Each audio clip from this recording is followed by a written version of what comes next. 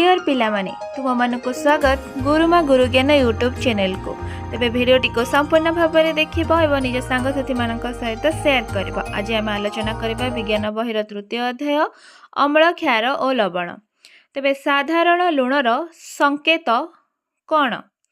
साधारण लुणर संकेत कौन?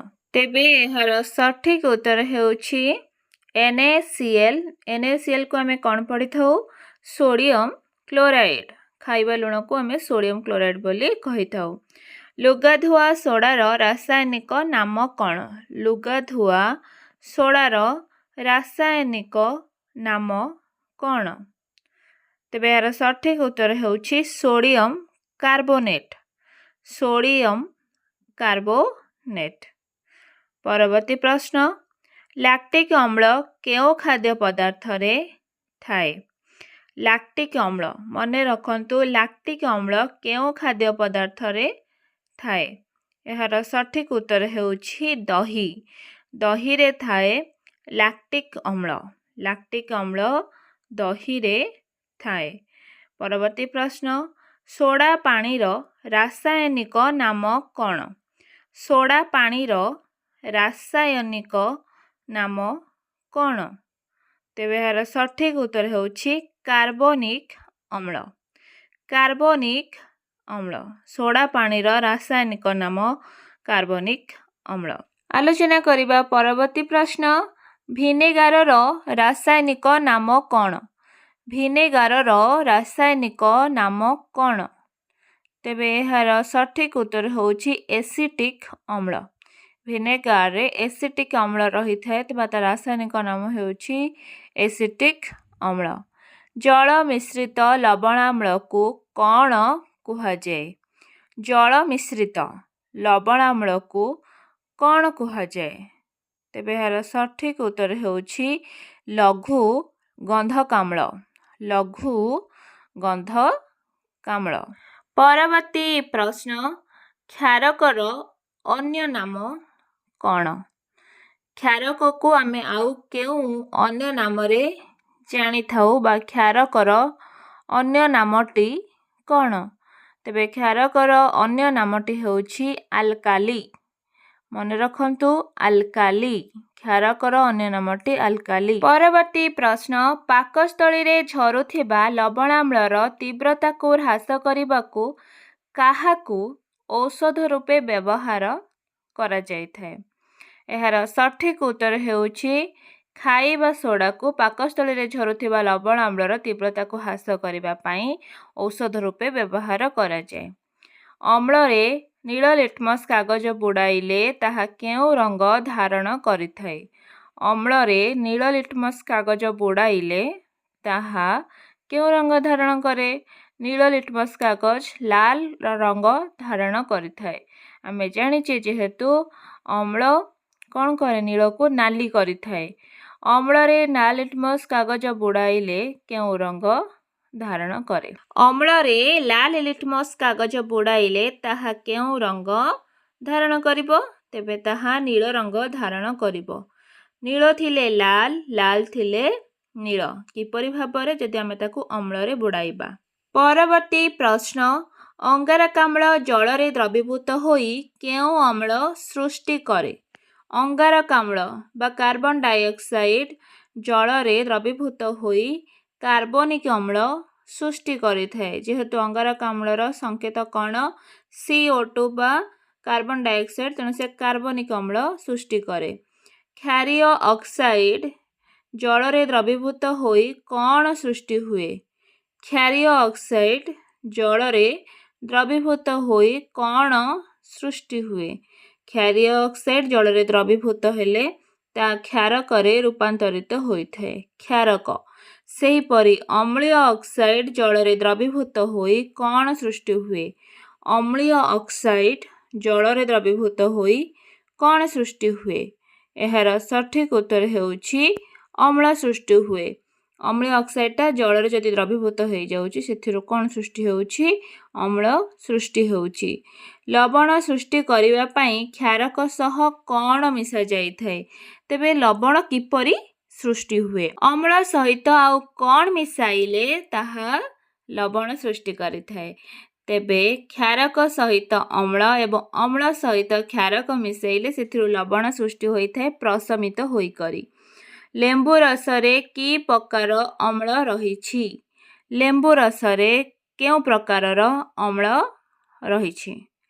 ତେବେ ଲେମ୍ବୁ ରସରେ ଥିବା ଅମ୍ଳର ନାମ କ'ଣ? ସାଇଟ୍ରିକ୍ ଅମ୍ଳ।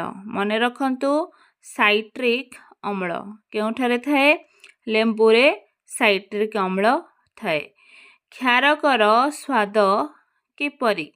ଅର୍ଥାତ୍ କ୍ଷାରକ ପାଟିକୁ କିପରି ଲାଗିଥାଏ? କ୍ଷାରକର ସ୍ୱାଦ କିପରି ଅଟେ? ଏହାର ସଠିକ୍ ଉତ୍ତର ହେଉଛି କ୍ଷାରକ ପାଟିକୁ କ୍ଷାରିଆ ଲାଗିଥାଏ। କିପରି ଲାଗିଥାଏ? କ୍ଷାରିଆ ଲାଗିଥାଏ। ଠିକ୍ ସେହିପରି ଅମ୍ଳ ପାଟିକୁ କିପରି ଲାଗିଥାଏ? ଅମ୍ଳ ପାଟିକୁ ଖଟା ଲାଗିଥାଏ। ଆମ ପାକସ୍ଥଳୀରୁ ଝରୁଥିବା ପାଚକ ରସରେ କି ପ୍ରକାର ଅମ୍ଳ ଥାଏ? ଏହାର ସଠିକ୍ ଉତ୍ତର ହେଉଛି ଆମ ପାକସ୍ଥଳୀରୁ ଝରୁଥିବା ପାଚକ ରସରେ ଲବଣାମ୍ଳ ଥାଏ। ଲବଣାମ୍ଳକୁ ଆମେ HCl ବୋଲି କହିଥାଉ। ଆକୁ ପଢ଼ିବା କିପରି? ହାଇଡ୍ରୋକ୍ଲୋରିକ୍ ଏସିଡ୍ ରହିଥାଏ। ପରବର୍ତ୍ତୀ ପ୍ରଶ୍ନ, ଜନ୍ଦା କାମୁଡ଼ିଲେ ଆମକୁ କଷ୍ଟ ହୁଏ କାହିଁକି? ଜନ୍ଦା ପିମ୍ପୁଡ଼ି ମାନେ କାମୁଡ଼ି ଦେଲା ପରେ କିଛି କ୍ଷଣ ଆମକୁ କଷ୍ଟ ହୋଇଥାଏ, ଜଳାପୋଡ଼ା ହୋଇଥାଏ। କାହିଁକି ନା ସେମାନଙ୍କ ମୁହଁରେ ଥିବା ଫର୍ମିକ୍ ଅମ୍ଳ ଆମ କ୍ଷତ ସ୍ଥାନରେ ପୋଡ଼ା ଜଳା ସୃଷ୍ଟି କରିଥାଏ। ଯେଉଁ ସ୍ଥାନକୁ କାମୁଡ଼ିଥାନ୍ତି କିଛି ସମୟ ସେଠାରେ କଷ୍ଟ ଅନୁଭୂତ ହୋଇଥାଏ ଫର୍ମିକ୍ ଏସିଡ୍ ଥିବାରୁ। ପରବର୍ତ୍ତୀ ପ୍ରଶ୍ନ, ଆମିନୋ ଅମ୍ଳ କେଉଁ ଖାଦ୍ୟ ସାରରୁ ମିଳିଥାଏ? ଆମିନୋ ଅମ୍ଳ କେଉଁ ଖାଦ୍ୟ ସାରରୁ ମିଳିଥାଏ? ତେବେ ଏହାର ସଠିକ୍ ଉତ୍ତର ହେଉଛି ପୁଷ୍ଟିସାର। ପୁଷ୍ଟିସାରରୁ ଆମିନୋ ଅମ୍ଳ ମିଳିଥାଏ। ପରବର୍ତ୍ତୀ ପ୍ରଶ୍ନ, ଭିନେଗାରରେ କେଉଁ ଅମ୍ଳ ଥାଏ? ଭିନେଗାରରେ କେଉଁ ଅମ୍ଳ ଦେଖିବା ପାଇଁ ମିଳେ ବା କେଉଁ ଖାଦ୍ୟ ସାରରୁ ମିଳେ? ଭିନେଗାରରେ କେଉଁ ଅମ୍ଳ ଥାଏ? ଏସିଟିକ୍ ଅମ୍ଳ ଥାଏ ଭିନେଗାରରେ। ତେବେ ମନେ ରଖନ୍ତୁ, ଏସିଟିକ୍ ଅମ୍ଳ। ଭିନେଗାରରେ ଏସିଟିକ୍ ଅମ୍ଳ। ପରବର୍ତ୍ତୀ ପ୍ରଶ୍ନ, କେଉଁଥିରେ ଅକ୍ଜାଲିକ୍ ଅମ୍ଳ ଥାଏ? କେଉଁଥିରେ ଅକ୍ଜାଲିକ୍ ଅମ୍ଳ ରହିଥାଏ ବା ମିଳିଥାଏ? କେଉଁଠାରୁ? ପାଳଙ୍ଗ ଶାଗରୁ ମିଳିଥାଏ ଆମକୁ ଅକ୍ଜାଲିକ୍ ଅମ୍ଳ। ପାଳଙ୍ଗ ଶାଗ ଅକ୍ଜାଲିକ୍ ଅମ୍ଳ। ପରବର୍ତ୍ତୀ ପ୍ରଶ୍ନ, ଖାରିଆ ଲାଗୁଥିବା ଦୁଇଟି ପଦାର୍ଥର ନାମ ଲେଖ ବା ଦୁଇଟି କ୍ଷାରକର ନାମ ଲେଖ ଯାହା ଆମ ପାଟିକୁ ଖାରିଆ ଲାଗିଥାଏ। ତେବେ ଏହାର ସଠିକ୍ ଉତ୍ତର ହେଉଛି ଚୂନ ପାଣି, ସୋଡ଼ିୟମ ଅକ୍ସାଇଡ୍, ସାବୁନ ଇତ୍ୟାଦି ବିଭିନ୍ନ ଉଦାହରଣ ରହିଛି କ୍ଷାରକର। ତେଣୁ ଖାରିଆ ଲାଗୁଥିବା ଦୁଇଟି ପଦାର୍ଥ ଆମେ କହିପାରିବା ଚୂନ ପାଣି ଆଉ ସାବୁନ ବି କହିପାରିବା। ଅମ୍ଳ ଶବ୍ଦଟି କେଉଁଠାରୁ ଆସିଛି? ଅମ୍ଳ ଶବ୍ଦଟି ପ୍ରଥମେ କେଉଁ ଶବ୍ଦରୁ ଆସିଅଛି? ଅମ୍ଳ ଶବ୍ଦଟି ଏସିଡସ୍ ଶବ୍ଦରୁ ଆସିଅଛି। ଏସିଡସ୍ ଏକ ଲାଟିନ୍ ଶବ୍ଦ, ସେଠାରୁ ଉଦ୍ଧାର କରାଯାଇଛି ଅମ୍ଳ ଶବ୍ଦଟି। ଲେମ୍ବୁ, ଦହି, କମଳା ଇତ୍ୟାଦି ଖଟା ଲାଗେ କାହିଁକି? ଲେମ୍ବୁ, ଦହି, କମଳା ଇତ୍ୟାଦି ଖଟା ଲାଗେ କାହିଁକି? ଯେହେତୁ ଏମାନେ ସବୁ ଅମ୍ଳ। ଆଗରୁ ମୁଁ କ'ଣ କହିଥିଲି? ଅମ୍ଳର ସ୍ୱାଦ କିପରି? ତାହା ହେଉଛି ଖଟା। କାହିଁକି? କାହିଁକି ନା ସେଥିରେ ଏସିଡସ୍ ନାମକ ଅମ୍ଳ ରହିଥିବାରୁ, ଏସିଡସ୍ ଥିବାରୁ ବା ଅମ୍ଳ ରହିଥିବାରୁ ଅମ୍ଳ ପାଟିକୁ ଖଟା ଲାଗେ। ତେନ୍ତୁଳି ଖଟା ଲାଗେ କାହିଁକି? ତେନ୍ତୁଳି ଖଟା ଲାଗେ କାହିଁକି? ତାହେଲେ ତେନ୍ତୁଳିରେ କି ପ୍ରକାର ଅମ୍ଳ ରହିଛି? ଟାର୍ଟାରିକ୍ ଅମ୍ଳ ଥିବାରୁ ତେନ୍ତୁଳିଟି ପାଟିକୁ ଖଟା ଲାଗେ। କାହିଁକିନା ଖଟା ମାନେ ତମେ ଜାଣିବ ସେଥିରେ ଏସିଡ୍ ବା ଅମ୍ଳ ରହିଛି। ଏଥିରେ ଟାର୍ଟାରିକ୍ ଅମ୍ଳ ରହିଛି ତେନ୍ତୁଳିରେ। ପରବର୍ତ୍ତୀ ପ୍ରଶ୍ନ, ମହୁମାଛିର ଶୁଣ୍ଡରେ କେଉଁ ପ୍ରକାରର ଅମ୍ଳ ରହିଥାଏ? ଯେହେତୁ ମହୁମାଛି ମାରିଦେଲେ ବା କାମୁଡ଼ି ଦେଲେ ଆମକୁ ସାଧାରଣତଃ କଷ୍ଟ ଅନୁଭୂତ ହୋଇଥାଏ ଜନ୍ଦା ପିମ୍ପୁଡ଼ିଙ୍କ ପରି। ଠିକ୍ ସେହିପରି ମହୁମାଛିମାନଙ୍କର ଶୁଣ୍ଡରେ ମଧ୍ୟ ଫର୍ମିକ୍ ଏସିଡ୍ ଥାଏ ବା ଫର୍ମିକ୍ ଅମ୍ଳ ରହିଥାଏ। ଅମ୍ଳକୁ ଛୁଇଁବାକୁ ମନା କରାଯାଏ କାହିଁକି? ଅମ୍ଳକୁ ଛୁଇଁବା ପାଇଁ କାହିଁକି ସାଧାରଣତଃ ମନା କରାଯାଇଥାଏ? କାହିଁକି ନା ଅମ୍ଳଟା କ'ଣ? ଏକ ଉତ୍ତେଜକ ବା ଯାହାକୁ କହନ୍ତି ନା କ୍ଷତିକାରୀ ପଦାର୍ଥ ଅଟେ। ଯାହା ଦେଖିଛନ୍ତି ଅମ୍ଳକୁ କେମିତି ଏସିଡ୍ ପକାଇକି ଲୋକମାନଙ୍କର ମୁହଁ ସାଧାରଣତଃ ଜଳି ଯାଇଥାଏ। ତେଣୁ ଅମ୍ଳକୁ ସାଧାରଣତଃ ଛୁଇଁବା ପାଇଁ ମନା କରାଯାଇଥାଏ। ଅମ୍ଳ କ୍ଷାରକ ସହ ପ୍ରତିକ୍ରିୟା କରି କ'ଣ ସୃଷ୍ଟି କରେ? ଅମ୍ଳ ଏବଂ କ୍ଷାରକ ଯଦି ପ୍ରତିକ୍ରିୟା କରିବେ ତେବେ ସେଠାରେ କ'ଣ ସୃଷ୍ଟି ହୁଏ? ଲବଣ ଓ ଜଳ ସୃଷ୍ଟି ହୁଏ। କାହିଁକି ନା ପଦାର୍ଥଟି ପ୍ରଶମିତ ହୋଇଯାଏ। ପ୍ରଶମିତ ହୋଇଗଲେ ସେଥିରୁ ଲବଣ ଏବଂ ଜଳ ସୃଷ୍ଟି ହୋଇଥାଏ। କ'ଣ ଅଧିକ ହେଲେ ଦାନ୍ତମୂଳ ବିନ୍ଧେ? ଦାନ୍ତମୂଳ କାହିଁକି ବିନ୍ଧିଥାଏ? କ'ଣ ଅଭାବରେ ବିନ୍ଧିଥାଏ ଦାନ୍ତମୂଳ? ତେବେ ଏହାର ସଠିକ ଉତ୍ତର ହେଉଛି କ୍ଷାରକର ଅଭାବ ହେଲେ ସାଧାରଣତଃ ଭାବରେ ଦାନ୍ତମୂଳ ବିନ୍ଧିବାକୁ ଆରମ୍ଭ କରେ। କ୍ଷାରକର ଅଭାବ ହେଲେ। ପରବର୍ତ୍ତୀ ପ୍ରଶ୍ନ, ଅଙ୍ଗାରକାମ୍ଳ ଜଳରେ ଦ୍ରବୀଭୂତ ହେଲେ କ'ଣ ସୃଷ୍ଟି କରେ? ଅଙ୍ଗାରକାମ୍ଳ ବା କାର୍ବନ ଡାଇଅକ୍ସାଇଡ୍ ଯଦି ଜଳରେ ଦ୍ରବୀଭୂତ ହେଉଛି ସେଥିରୁ ସେ କ'ଣ ସୃଷ୍ଟି କରୁଛି? ତେବେ ତାହା ଅମ୍ଳ ସୃଷ୍ଟି କରିଥାଏ। ଅମ୍ଳ ବା ଏସିଡ୍ ସୃଷ୍ଟି କରିଥାଏ ଅଙ୍ଗାରକାମ୍ଳଟା ଜଳରେ ଦ୍ରବୀଭୂତ ହୋଇ। ପାଚକ ରସରେ କେଉଁ ଅମ୍ଳ ଥାଏ? ଆଗରୁ ମଧ୍ୟ ପ୍ରଶ୍ନ କୁହାଯାଇଛି। କୁହନ୍ତୁ ପାଚକ ରସରେ କେଉଁ ଅମ୍ଳ ଥାଏ? ପାଚକ ରସରେ HCl ଥାଏ। ତେବେ HClକୁ ଆମେ କ'ଣ କହିଥାଉ? ହାଇଡ୍ରୋକ୍ଲୋରିକ୍ ଏସିଡ୍ ବା ହାଇଡ୍ରୋକ୍ଲୋରିକ୍ ଅମ୍ଳ ବୋଲି କହିଥାଉ, ଯାହା ପାଚକ ରସରେ ଥାଏ ଏବଂ ଖାଦ୍ୟକୁ ହଜମ କରିବାରେ ସାହାଯ୍ୟ କରେ।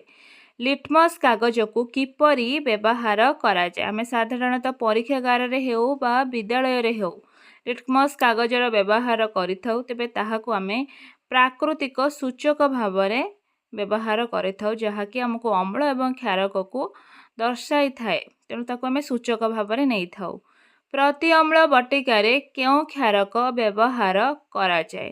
ସାଧାରଣତଃ ପ୍ରତି ଅମ୍ଳ ବଟିକା ଏସିଡିଟି ହେଲେ ଆମେ ପ୍ରତି ଅମ୍ଳ ବଟିକା ଖାଇଥାଉ ବା କ୍ଷାରକ ଖାଇଥାଉ। ତେବେ ସେ କ୍ଷାରକର ନାମ କ'ଣ? Magnesium hydroxide. ମନେ ରଖନ୍ତୁ ମାଗ୍ନେସିୟମ୍ ହାଇଡ୍ରକ୍ସାଇଡ୍। ପରବର୍ତ୍ତୀ ପ୍ରଶ୍ନ, ମନ୍ଦାର ଦ୍ରବଣ ଅମ୍ଳ ସଂସ୍ପର୍ଶରେ ଆସିଲେ କେଉଁ ରଙ୍ଗ ଧାରଣ କରେ? ମନ୍ଦାର ଦ୍ରବଣକୁ ଆମେ ପ୍ରାକୃତିକ ସୂଚକ ଭାବରେ ନେଇଥାଉ, ଯେମିତି ଲିଟମସ୍ କାଗଜକୁ ନେଇଥାଉ। ତେବେ ତା ସଂସ୍ପର୍ଶରେ ଯଦି ଅମ୍ଳ ଆସିବ ତେବେ ତାହା ଗାଢ଼ ପାଟଳ ରଙ୍ଗ ଧାରଣ କରିବ। ପାଟଳ ମାନେ ସାଧାରଣତଃ ନାଲି ଅଂଶ କିଛି ମାତ୍ରାରେ ଧାରଣ କରିବ। ଅମ୍ଳ ଓ କ୍ଷାରକର ପ୍ରତିକ୍ରିୟାକୁ କ'ଣ କୁହାଯାଏ? ଯଦି ଅମ୍ଳ ଏବଂ କ୍ଷାରକ ପରସ୍ପର ସହିତ ମିଶିକିରି ପ୍ରତିକ୍ରିୟା ପ୍ରକାଶ କରିଥାନ୍ତି ତେବେ ସେ ପ୍ରତିକ୍ରିୟାଟାକୁ ଆମେ କ'ଣ ନାଁ ଦେଇଥାଉ? ତାକୁ କୁହାଯାଇଥାଏ ପ୍ରଶମନୀକରଣ। ଯେହେତୁ ସେଠି ପ୍ରଶମିତ ହୋଇଥାଏ ତେବେ ସେ ପ୍ରକ୍ରିୟାଟିକୁ ପ୍ରଶମନୀକରଣ ହୋଇଥାଏ। ଚୂନ ପାଣିର ରାସାୟନିକ ନାମ କ'ଣ? ଚୂନ ପାଣିର ରାସାୟନିକ ନାମ କ'ଣ? ଯେପରି ଆମେ ଅଙ୍ଗାରକାମ୍ଳକୁ କହୁଛେ କାର୍ବନ ଡାଇଅକ୍ସାଇଡ୍, ସେମିତି ଚୂନ ପାଣିର ରାସାୟନିକ ନାମ କ୍ୟାଲସିୟମ୍ ହାଇଡ୍ରକ୍ସାଇଡ୍। ମନେ ରଖନ୍ତୁ କ୍ୟାଲସିୟମ୍ ହାଇଡ୍ରକ୍ସାଇଡ୍। ଆମେ ପିଉଥିବା ଥଣ୍ଡାରେ କେଉଁ ଅମ୍ଳ ଥାଏ? ଆମେ ଯେଉଁ ଥଣ୍ଡା ପିଇଥାଉ ସେ ଥଣ୍ଡାରେ ମଧ୍ୟ ଅମ୍ଳ ଥାଏ। ତେବେ ସେଠାରେ କେଉଁ ଅମ୍ଳ ରହିଥାଏ? ଆମେ ପିଉଥିବା ଥଣ୍ଡାରେ କାର୍ବୋନିକ୍ ଅମ୍ଳ ରହିଥାଏ। କାର୍ବୋନିକ୍, ମନେ ରଖନ୍ତୁ କାର୍ବୋନିକ୍ ଅମ୍ଳ ରହିଥାଏ ଆମେ ପିଉଥିବା ଥଣ୍ଡାରେ। ପରବର୍ତ୍ତୀ ପ୍ରଶ୍ନ, ଜୀବକୋଷରେ କେଉଁ ଅମ୍ଳ ଥାଏ? ଜୀବକୋଷରେ କେଉଁ ଅମ୍ଳ ଥାଏ? ତେବେ ଜୀବକୋଷରେ ସାଧାରଣତଃ ଭାବରେ ଯେଉଁ ଅମ୍ଳ ଥାଏ ତାକୁ କ'ଣ କୁହାଯାଏ? DNA ବୋଲି କୁହାଯାଏ। DNA। ଜୀବକୋଷରେ ଥିବା ଅମ୍ଳର ନାମ ହେଉଛି DNA। ତେବେ ଇଏ ତ ଥିଲା ଅମ୍ଳ, କ୍ଷାରକ ଓ ଲବଣର କିଛି ପ୍ରଶ୍ନ ଏବଂ ଉତ୍ତର। ଭିଡ଼ିଓଟି ଭଲ ଲାଗୁଥିଲେ ନିହାତି ଭାବରେ ଚ୍ୟାନେଲକୁ ସବସ୍କ୍ରାଇବ୍ କରିବେ।